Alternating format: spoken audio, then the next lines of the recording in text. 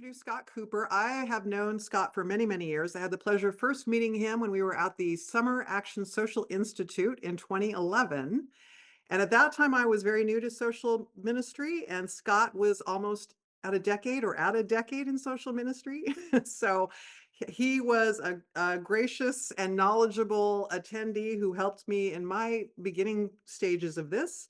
And he still, all these many years later, is one of the most knowledgeable people I know when it comes to the social mission of our church, particularly around issues of assisting people who are living in poverty. And Scott has experience across the state, but also globally, walking with people who are living on the peripheries and living in poverty. And so we're very grateful to have Scott here today and to share his expertise with us. And with that, I will turn it over to Scott Cooper. Thank you, Jean. I was one of many people sending up a not so silent cheer when I heard that Jean was coming to serve our Catholic community here as director of the Washington State Catholic Conference. So delighted to be on the screen today with Jean. I'm going to begin with something like a reflection here. And Tracy, who you see on the screen there, is in charge of the slide deck because walking and chewing bubblegum at the same time, not so great for me. So you'll be hearing me communicate to her about moving on to the next slide. And you're going to marvel at the depth and breadth of my skill with PowerPoint. So we're going to start with a bit of a reflection here that comes from St. Benedict's Abbey in Kansas. And it begins with a verse from the Old Testament prophet Joel, who says, "Then the Lord was stirred to concern for his land and took pity on his people." And it's called "We Save Ourselves Together," as you see in the slide. I'd like you to focus then on the image. And we begin with the reflection begins with the words of the French essayist Charles Péguy, who was killed in the early days of the First World War.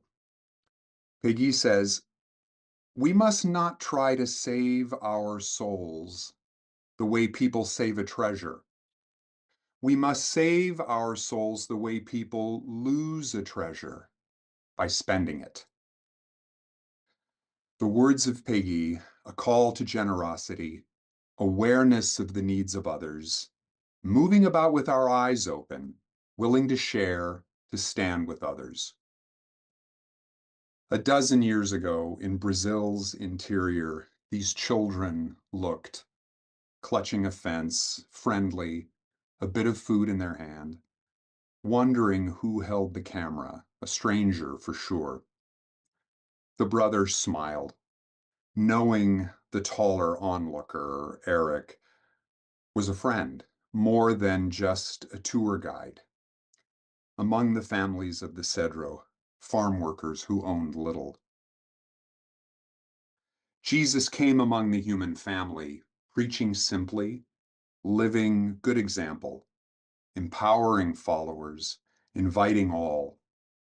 We called his gift grace, freely given.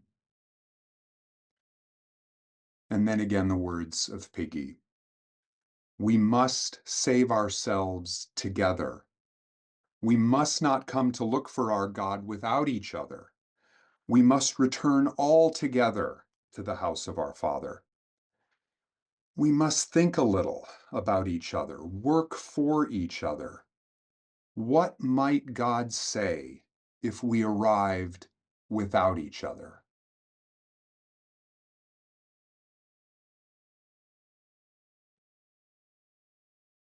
So with that in mind, Tracy.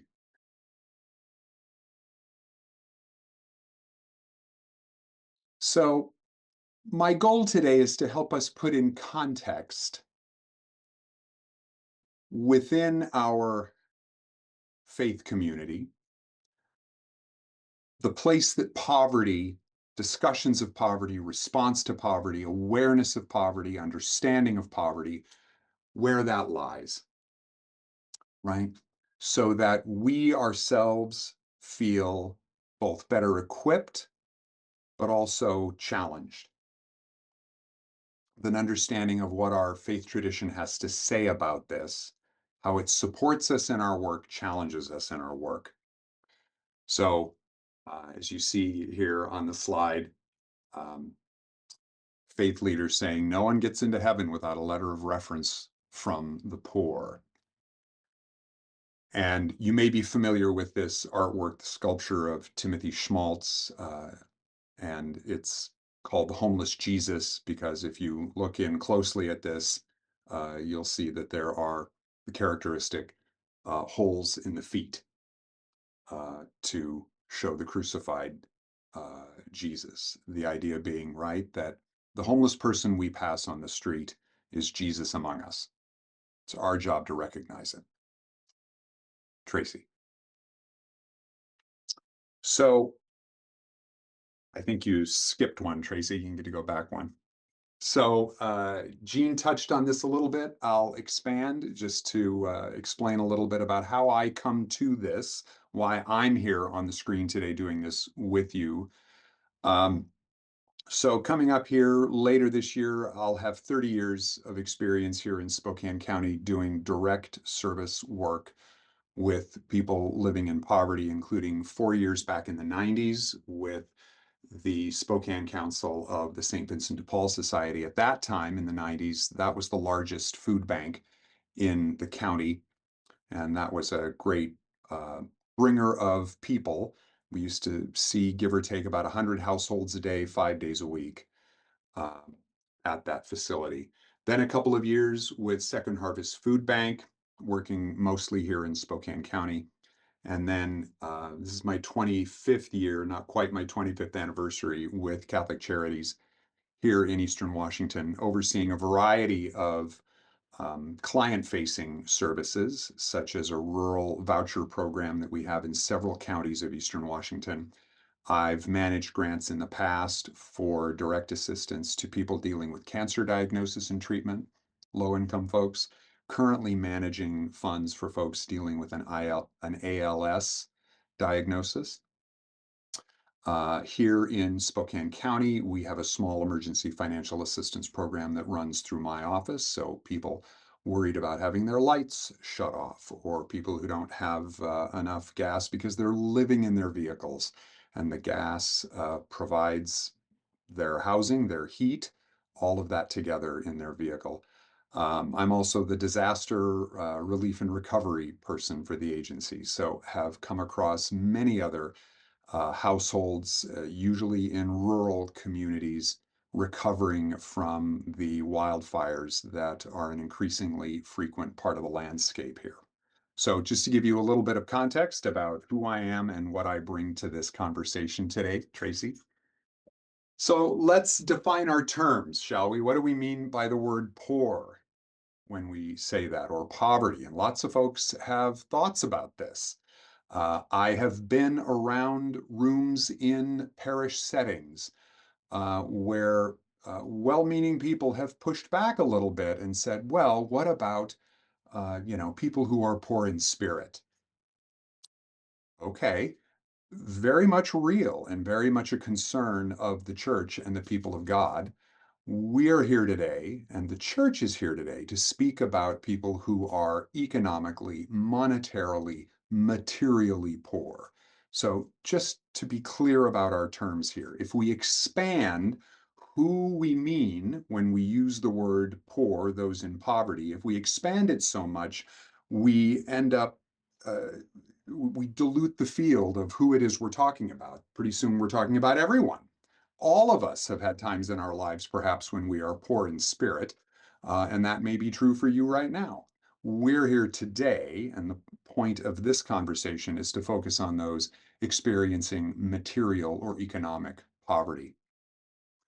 All of us are familiar, I suspect, with different kinds of response to poverty, right? Which brings us into contact then with those on the receiving end, we might say, who are experiencing living in poverty. Responses at the level of the parish. And many parishes have these kinds of ministries, whether that be a food pantry you're doing a diaper bank, perhaps under the auspices of the Prepares program here in the state. You are part of a St. Vincent de Paul conference, right? That old, long-standing, and I still think one of the most pastorally effective responses to poverty, because you are there in the neighborhood, you are in their homes. You're in their homes. That's powerful and meaningful, and I want to hold that up. Then as you kind of build up a little higher, organizationally, as you move above the parish, you get to places like Catholic Charities, something along those lines. You get into uh, efforts from our governmental partners at all of the levels that you see there on the screen. And you build up even higher then to national level organizations, Catholic Charities USA, Caritas Internationalis at the international level out of the Vatican, coordinating charitable efforts throughout the world, filtering all the way down then to the neighborhood level. Okay, Tracy? So I'm going to try and place this topic for us within the history of the Christian community.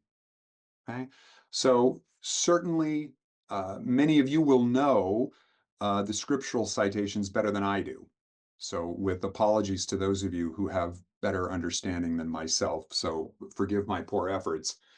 Our concern for care of the poor as an expression of our basic identity, not an add on, but part of our identity. Who are we? If we are Christians, then this is part of who we are, right? Begins as early as the New Testament in the immediate aftermath of uh, Jesus's time among, in that physical sense, uh, among the disciples and the worshiping, following community as the Christian community is building. We read about this, of course, a lot in Paul's letters, but then really it's the Acts of the Apostles and the letters of James where we see this being expressed and described. This model has been called by some communitarian, and we read about this. You don't have to take my word for it. Please consult the scripture yourself, where the deacons of the communities in that early expression of that office are given the responsibility to take care of those in the community who have need. They gather from those who have, are able to share, and then in turn distribute to those who have needs to meet those needs. Tracy. Over time, of course, we see religious orders growing, some many hundreds of years old, that are created specifically to respond to perceived needs in their communities, in their areas, right? Uh, Medieval and late medieval and early uh, classical Europe are full of these different religious communities that are coming together for purposes of education, coming together for purposes of healthcare ministry, coming together for purposes of care of widows and orphans and others who are in poverty.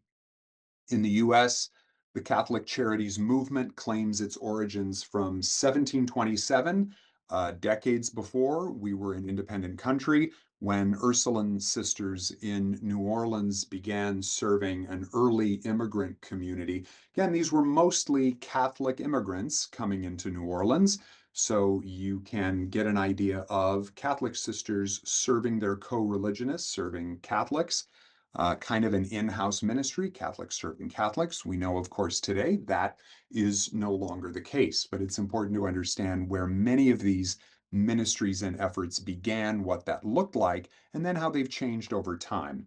Here in the Pacific Northwest, we're proud to hold up our own examples like St. Francis Xavier Cabrini, who of course spent time in Seattle, and began some of the ministries that still exist today in that community. the Sisters of Providence, the Sisters of the Holy Names, others who were here in the Northwest and whose legacy stands still today in many of the physical spaces, the buildings, and the work being done day to day, even as we're on this conversation today. Tracy. So again, these charitable ministries begun to respond to specific unmet needs, right? And then they become institutionalized. They build up, become institutionalized over time. So we begin with small hospitals and a clinic, perhaps operating out of the back of a church. And then decades, centuries later, we have Catholic healthcare, right? Which oversees approximately 25% of all hospital beds in the United States, right? Likewise, uh, the early ministry of the Ursuline Sisters in New Orleans. Now, here we are a couple hundred years, almost 300 years later, and we have Catholic Charities USA, a network of 160 plus Catholic Charities agencies across the country, serving thousands of people on a daily basis. Neighborhood or church-based food pantries evolving over time, growing into networks like Feeding America, which daily dispatches semi-loads of food on the freeways across the United States to bring food to your neighborhood food pantry. It's worth noting, of course, right? These things developed over time. You have people today who are retiring from careers in food banking. 50, 60 years ago, that was not a thing, right? Most small community neighborhood-based food banks in the United States really were established during the 70s. 70s is really when that system of food banking came online, right? And now here we are with these fully established networks. And as I said, people retiring from careers in that work. Tracy. Meanwhile, back in the world of the global Catholic Church, right, we see this taking on new and formal voice in 1891, Pope Leo the 13th, right? You've all got your Pope trading cards there in your desk, right? No? Okay. Leo the 13th, who issues his encyclical Rerum Novarum on the condition of the working class, on the condition of labor, right? The translation of the Latin Rerum Novarum about new things, about new things. What are the new things Leo is commenting about? What's happening in Northern Europe, Eastern North America at the end of the 19th century in the 1890s? What we see are people flooding out of rural communities into urban centers, right? This is the tail end of the Industrial Revolution, you might say. So people flooding out of rural communities into urban centers so that they can join a cash economy, take jobs in factories. So now you have entire families, children as young as 5 or 6, working 12 hours a day, 6 days a week, so that they can make just enough money to starve to death in a tenement. Right? This is the reality, or as the church would say, these are the signs of the times that Leo is looking around and seeing. These are what his bishops are telling him. Holy Father, my people are suffering in my part of the world, right? And so he writes this encyclical, which we consider to be the beginning of the tradition of modern Catholic social teaching, right? And here's the point. This is not an encyclical about purely theological or sacramental or ecclesial matters, right? This is not a document written by the church to the church about church business. This is a document written to the whole world which is also what the word encyclical means. It means it is to be distributed, it is for everyone. To say that, in fact, the church has something to say about the lived experience of people in their conditions of poverty. And why are they in these conditions of poverty?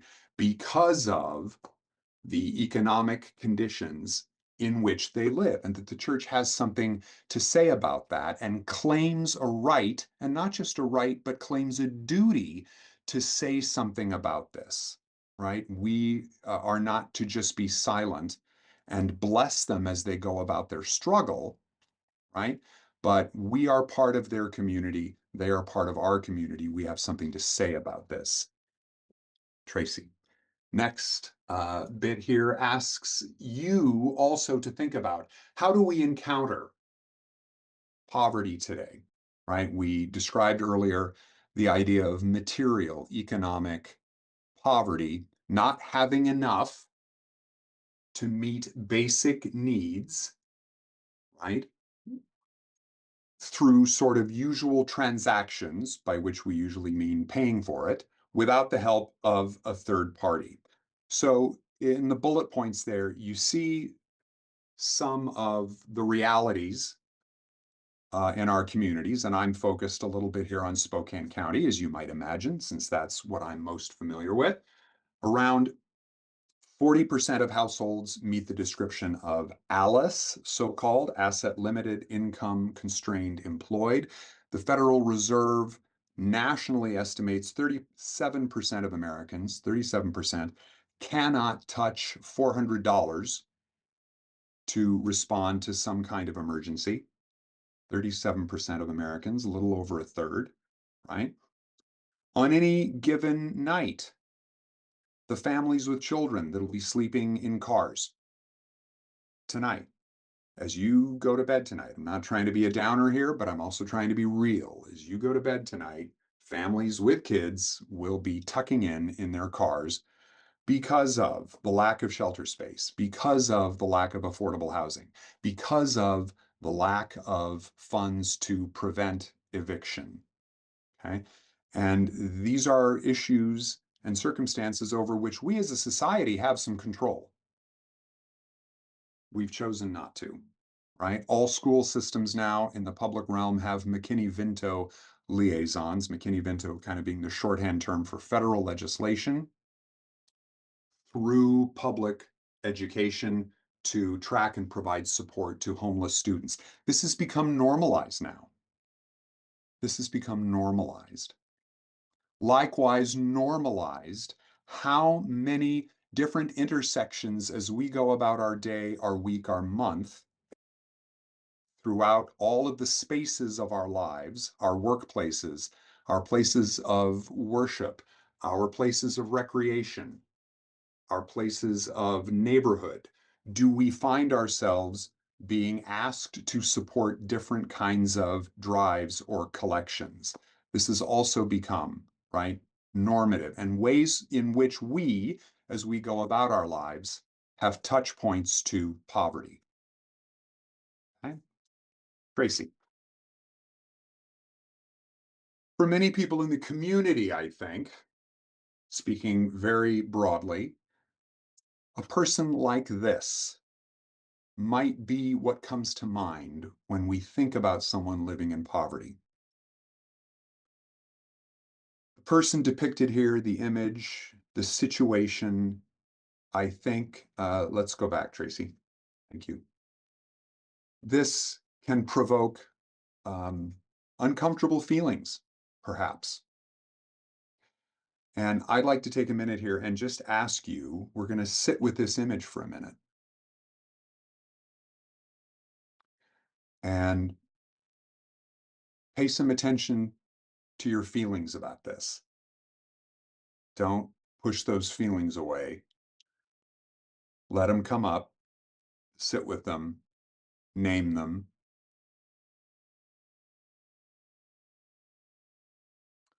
I think for many of us, there are complex feelings. There are feelings of annoyance, feelings of challenge, a sense of obligation maybe that I didn't ask for. I don't want to have a feeling of obligation to you right now. I'm trying to get to a meeting, or I got to go pick up my kid, or I'm just trying to get home at the end of the day, or I don't want to have a whole moral conversation in my head right now. Right? It's provocative, or at least I think it should be provocative. So as you're able, maybe tuck away for later in our conversation any feelings you've had that you've been able to identify as you look at that picture. Okay, Tracy, thanks. The reality, however, is that far, far more people living in poverty are those we do not see in the same way. We don't encounter them in the same way as we go about our day, our week, our life, right? The vast majority of those living in poverty are households with children and the elderly. Because we don't tend to see them in the same way, right?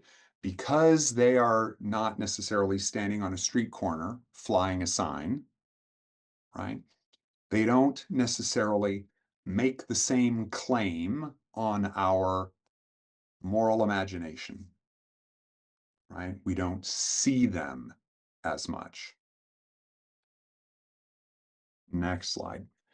What does poverty mean for those going through it? It means things like chronic stress. We have I've encountered some interesting experience with this here that I had to reach out and ask for some confirmation of because I thought I was maybe imagining it.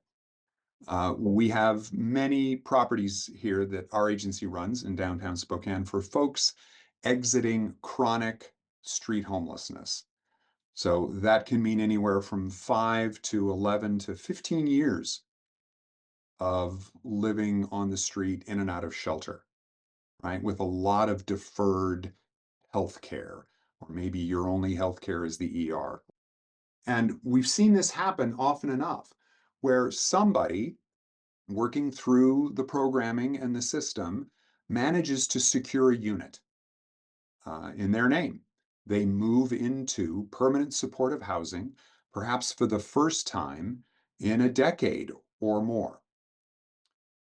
And within a few days, within a week, we find them passed away. Congestive heart failure, some other underlying disease process.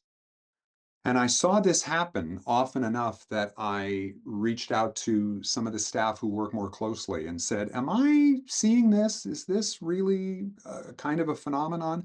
And they confirmed that for me. The idea that people get into housing after years of living basically in fight or flight, adrenaline, cortisol, they get into housing, they maybe for the first time in their entire lives have a place that's in their name and a door that they can lock and feel safe behind. And all those stress hormones begin to subside, and then the underlying disease processes that have been masked by those stress hormones have an opportunity to do their work. Shorter lifespan. Spokane County's Regional Health District did this survey looking at social determinants of health. This was well over a decade ago, right? And what they found was that average lifespan between the poorest and the most affluent zip codes in Spokane, which are only separated by a few miles, was as much as 16 years. Average lifespan, 16 years shorter in the poorest zip codes.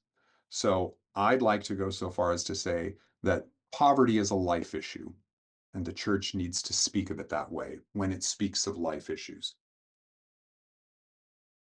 Less ability to plan for the future because you tend to be living day to day, week to week.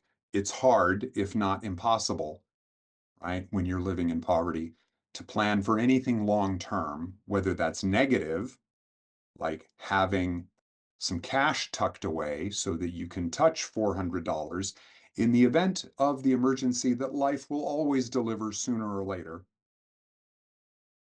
right? Or the aspirational goals. I'd like to go back to school. I'd like to work on my health and get my dental health addressed, and that is going to cost some money. Okay. Can't do those things because you're trying to figure out where you're going to sleep tonight or how you're going to keep the water from being disconnected. Which leads us to the next slide, Tracy.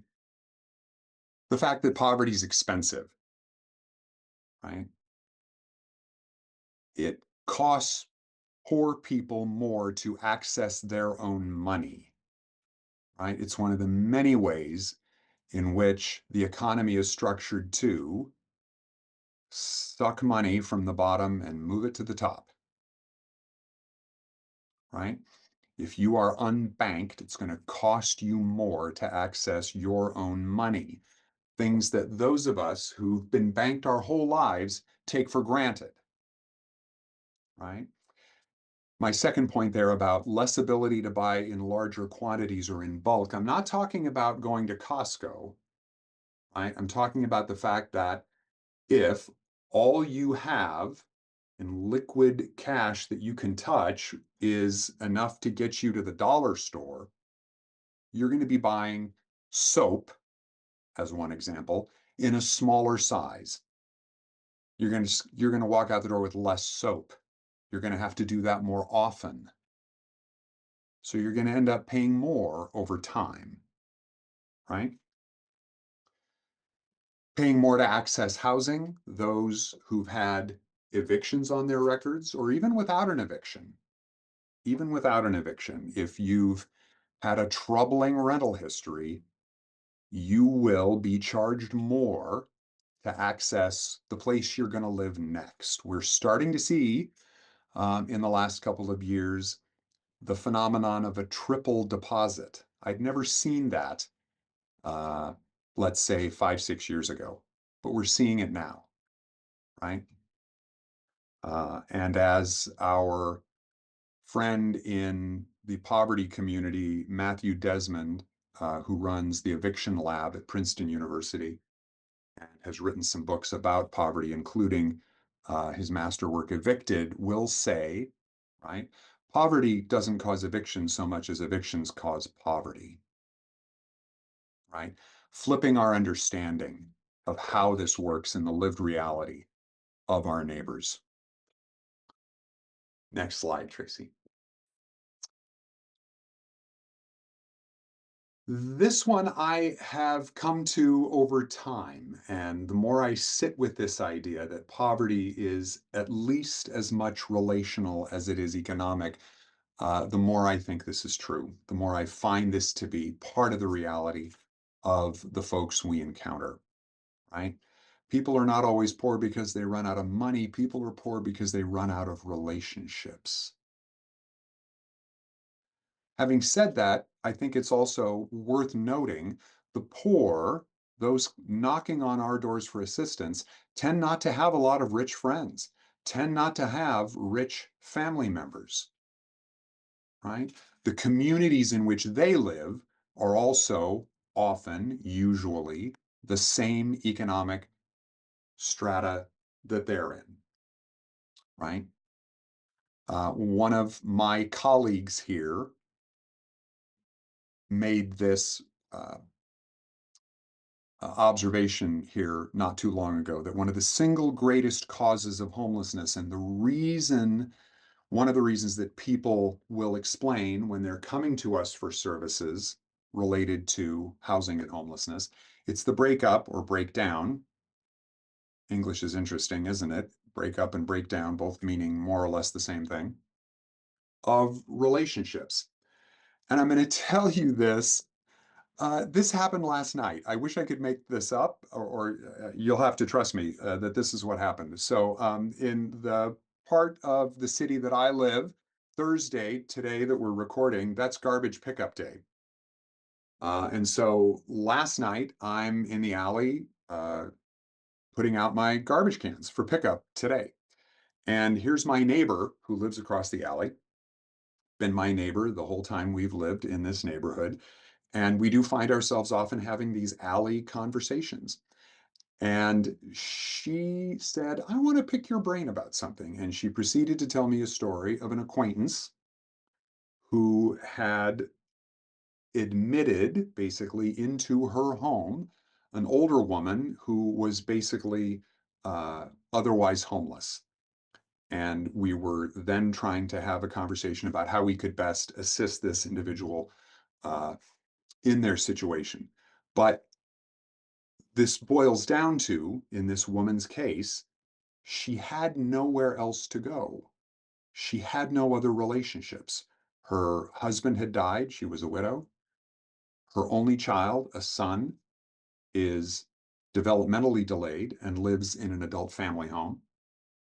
And she herself, the woman in question, had been adopted as an infant and had no other siblings.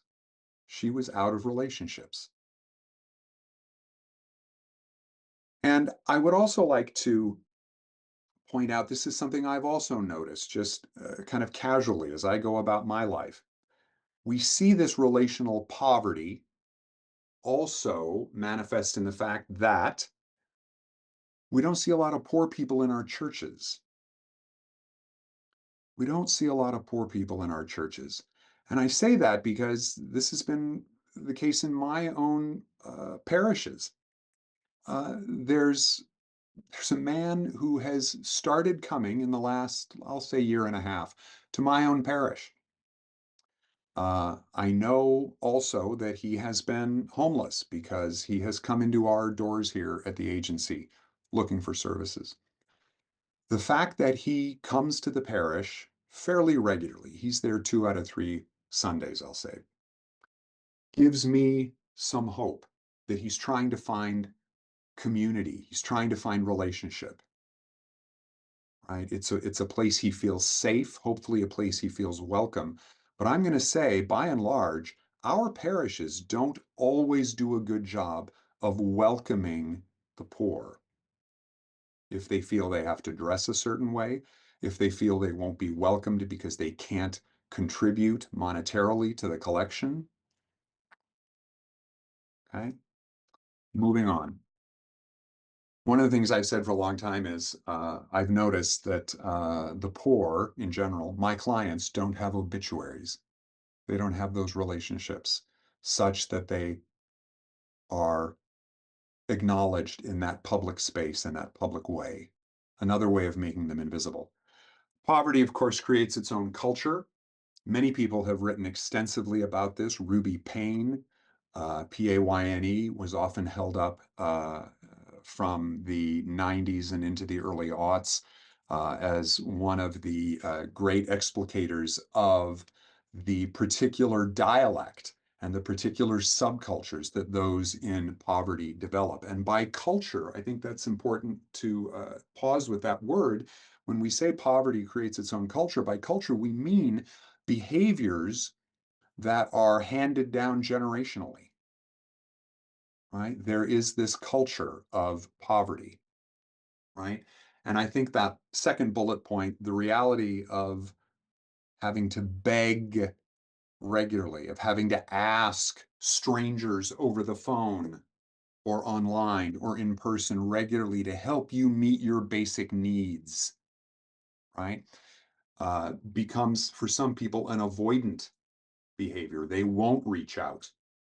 I'm sure we can all think of examples of people who have not, will not reach out because of shame or guilt. In my many years of doing this, it has become commonplace for people on the phone to move into tears in our conversation with the words, I never thought I'd have to make this phone call. Uh, Next slide. How then do we, the people of God, respond? And who do I mean when I say the people of God? Well, broadly speaking, I mean all of us. Any of us and all of us. We're all the people of God, but especially the beloved community, the Christian community. How do we respond? Our late Holy Father Francis was well known for lifting up this word accompaniment. And you can read there in my notes what we mean by, or maybe what we should mean by the word accompaniment. Okay. And I know that many of us in our different roles and ministries and capacities do exactly that. Right. So part of what I hope I can convey today is gratitude and encouragement for all of you and any of you who in some way are accompanying those in poverty.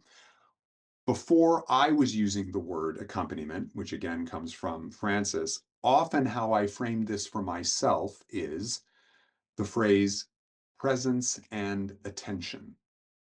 Presence and attention. Folks would come to the outreach center I was working in. Folks would come to a food distribution. Folks come to our office at Catholic Charities. I may not be able to help them with their presenting need.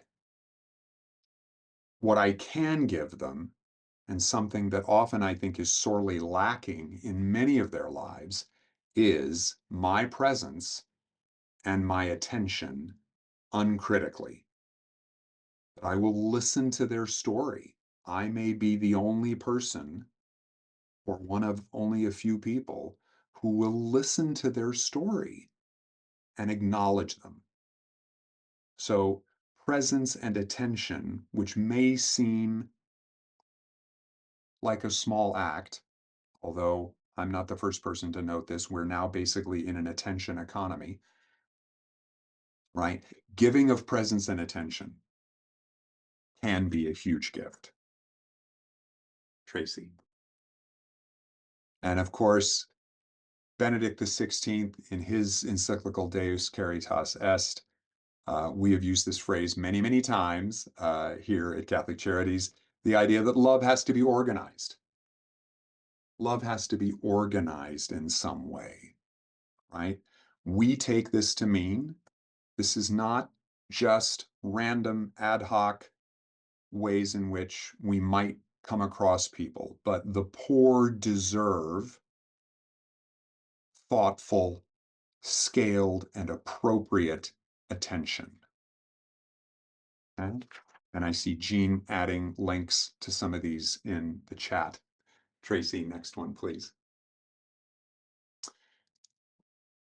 Over 20 years ago, the Vatican thought, well, maybe let's try and, speaking of organized, let's organize here and publish the Compendium of the Social Doctrine of the Church, a small doorstop that may or may not help you get to sleep at night. And I don't mean to dismiss it, but because it's not necessarily a ripping read, but it tells us that the church thinks about this seriously.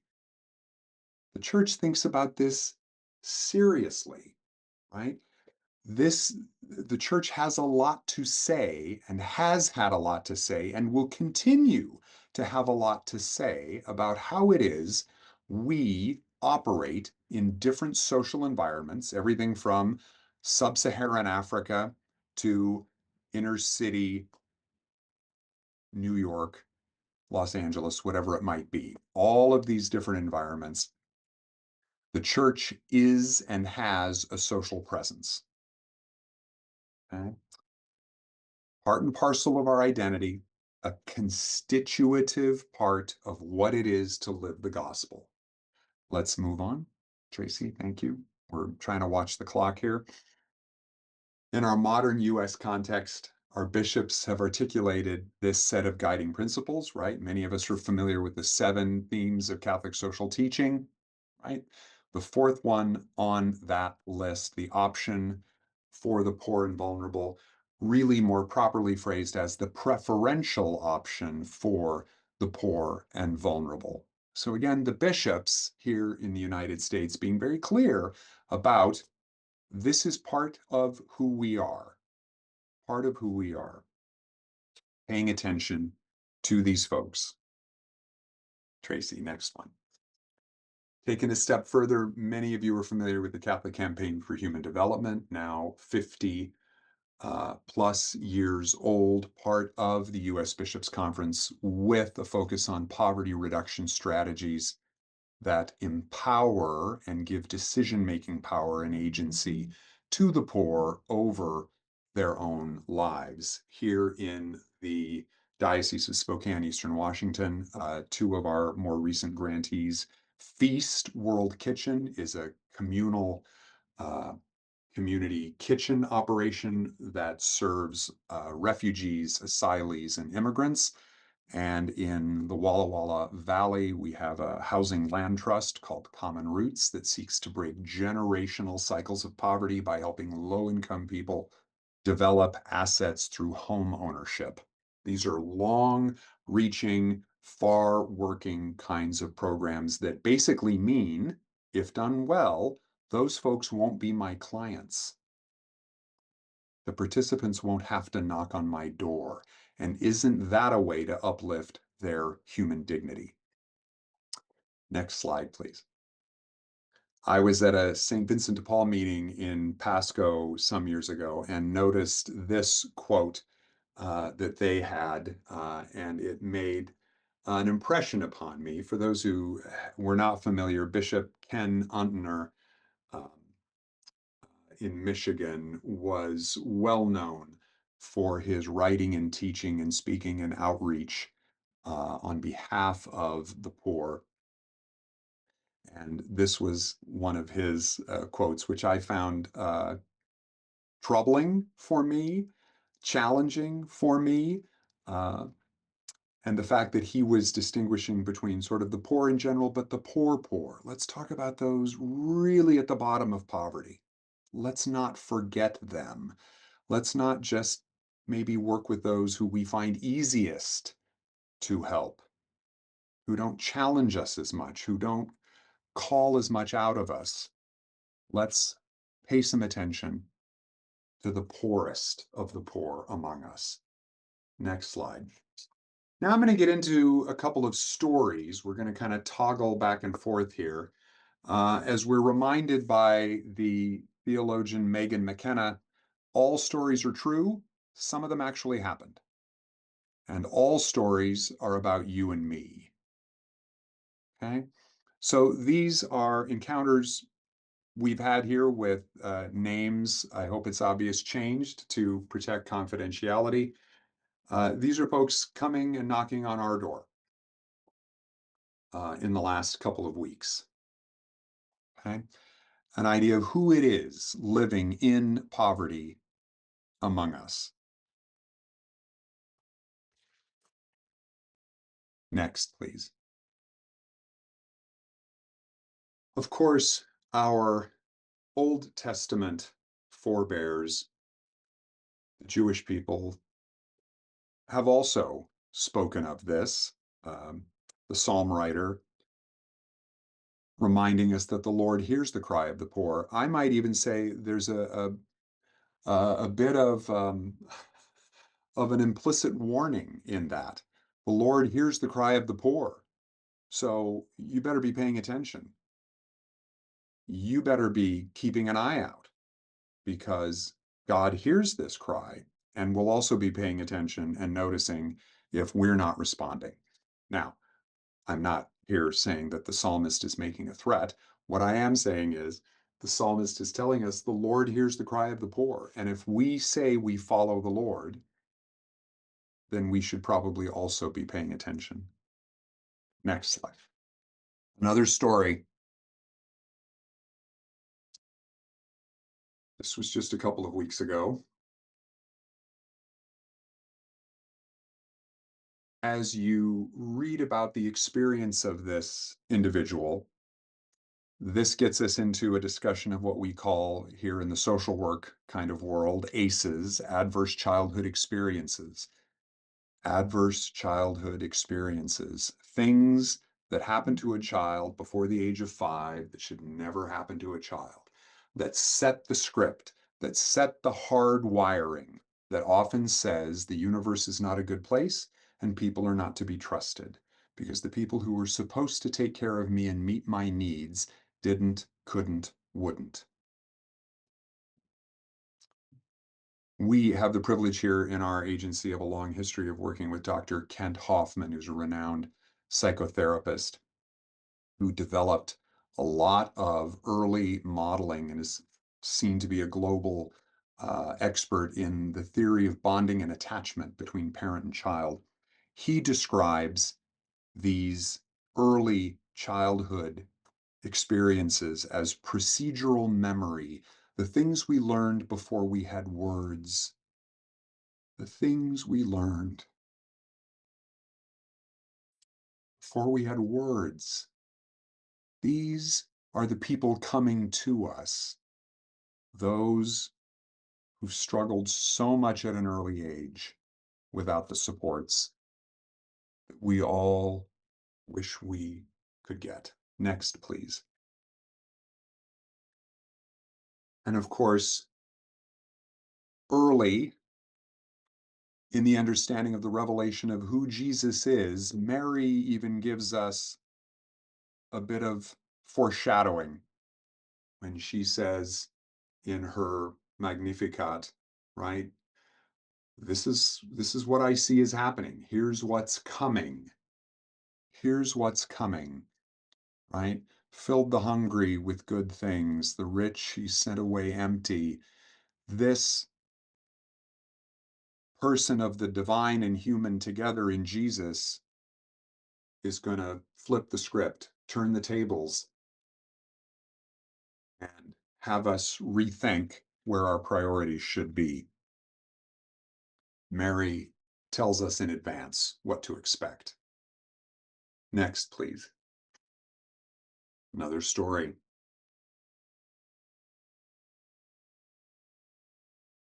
I will tell you from our experience here, we are seeing a wave of need beginning that I describe in 3 words: old, sick, and alone.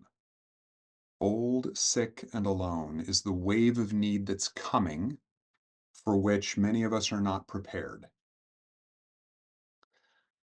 The frequency and acuity of these calls is increasing. Next, please.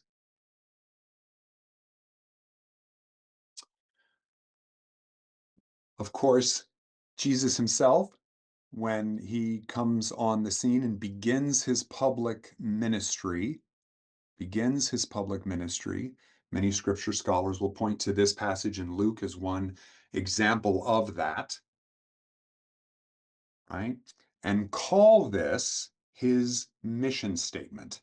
If you want to know what I'm going to be about for the next few years in my work among the people of Palestine and Israel, I'm letting you know what I'm going to be up to, right? And of course, what he's doing, like a good Jewish man of his day, is commenting on scripture. He's commenting on Isaiah. He's got the scroll of Isaiah in his hands, right? When he proclaims this, right? He rolls the script. This is Isaiah he's quoting. Then he rolls the scroll up, hands it back to the attendant at the synagogue, and says, "And today this has been fulfilled in your hearing." Says, "This is what I'm going to be about." Bonus points in the chat if you can tell me what comes next in this chapter, how the community of his listeners responded. We've always had struggles, challenges with people understanding this work and this mission. Next, please. Some more stories, again, just in recent memory here in the agency. The things poverty looks like. Poverty looks like letting go of one handle as if you're a trapeze artist before you have a grip on the next one. Poverty looks like isolating to stay safe. Poverty looks like total dependence.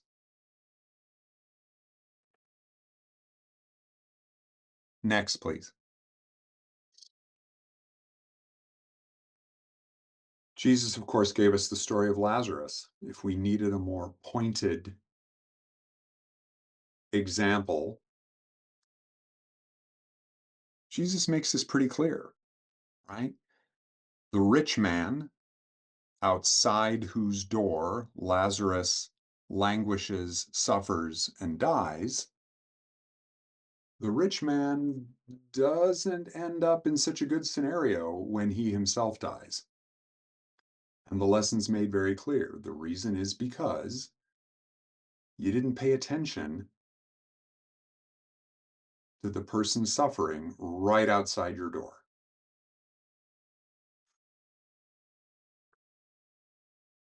Next, please. 4 times we hear toward the end of Matthew's gospel this formula. We hear it 4 times. Okay, and this is more or less the end in Matthew's version. This is more or less the end of Jesus's public ministry. What follows this parable, in which he gives us this formula, again, repeats it 4 times. What follows then is the beginning of his passion. This is the end of his public ministry. Like, this is the last thing I get to tell you, the last thing I get to teach you. I'm going to repeat it 4 times because clearly I need to repeat things to you, right? And then what follows is his passion and arrest and crucifixion. Next, please. South American theologian just died here in the last year or so, Gustavo Gutierrez. This one challenges me every day. If you're a friend of the poor, tell me their names. Who are they? Tell me their names. Obviously, we don't have enough time for all the slides here, so I'd like to move forward if I can. Tracy, let's skip, I'm sorry, folks, let's skip the next couple here. Keep going, keep going. How about one more? There we go, right there. Go back one, we'll say quickly here. There we go. Perhaps an easier way or a helpful way for us to frame, think about how we approach those in poverty. This actually comes from one of my long-term colleagues here, who described this, and I've really grabbed onto this as a way of framing all the work we do in the agency, whatever kind of program, all the work we do. Try to meet people where they're at, right? Boy, I sure wish you were in a better place, but you're not. You're where you're at, right? That it's not about me. Boy, I really wish you were making different decisions. Boy, I really wish you were not being the way you are, acting differently, behaving differently. Not about me. It's not about me, not about us, right? And finally, to what extent can we ease suffering, right? If we can think of these 3 things as ways to give a framework for our interactions, our accompaniment with the poor. Lastly, one more there, please. Different ways to be in support. None of these will surprise you, but they're worth reviewing, right?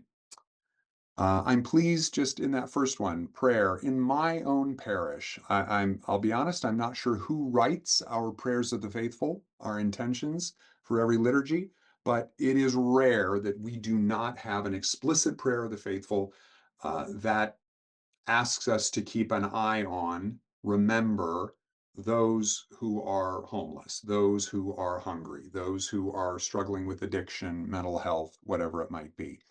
That may seem like an easy thing to do. My guess is there are lots of parishes where that doesn't happen. So how can we pray both ourselves personally, but also in our communal settings? Don't look away. I was just sharing a website that I've found recently called Invisible People, which is a documentary series of featuring, telling the stories of people experiencing homelessness, because for many of us, they are invisible. And it's only when they're not visible, excuse me, when they are visible, that they become challenges for us. And we start having a lot of public debate. The choices as we go about our lives, I mean, that's all of our, in our consumer culture, that's all the ways in which we make choices about how to spend our money and about how we vote,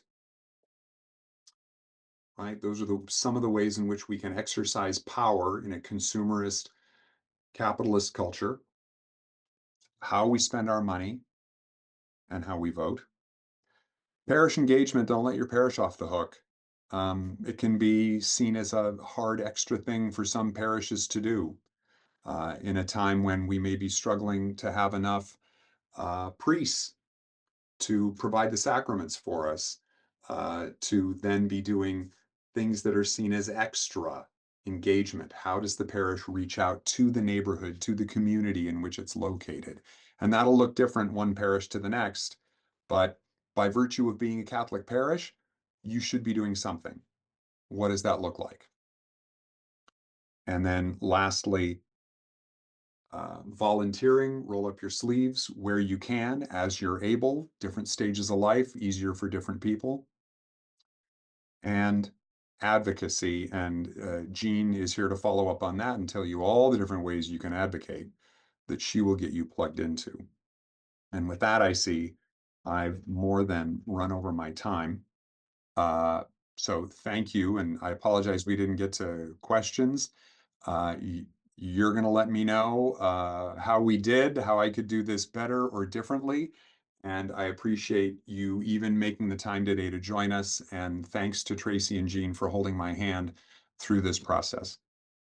Thank you so much, Scott. This was beautifully done. I so appreciate you grounding us in faith as we talk about these issues, because that is how we approach all of the issues that are both acts of charity and justice and involve us in the political realm, which we, again, have every right to do. So thank you so much. If you are interested in advocacy efforts, please sign up for our newsletter, wacatholics.org. Join now. You can get our monthly bulletins where we are highlighting some advocacy opportunities right now on the federal level as the budget process is going through and causing some real harm potentially to not only agencies like Catholic Charities, but also just to the number of people who are going to fall into homelessness or fall deeper into poverty because they're going to lose access to things that they need to live a life of dignity. So again, thank you so much, Scott. Thank you everyone who joined us today. We hope you will come back for the next one in July. We're doing these monthly different topics within our Catholic social mission. And again, so glad you were here with us.